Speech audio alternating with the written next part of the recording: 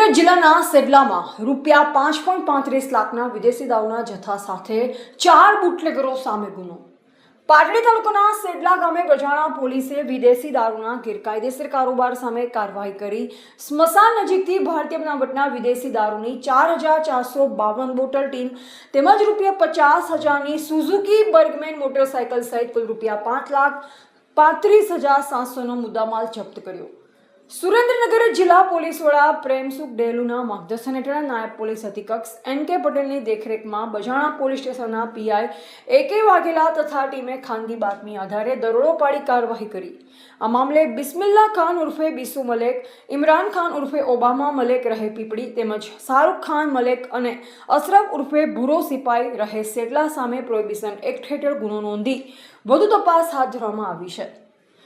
Reporter Bhikhabhai Sipai, MD news, Palanpur, Banaskantha.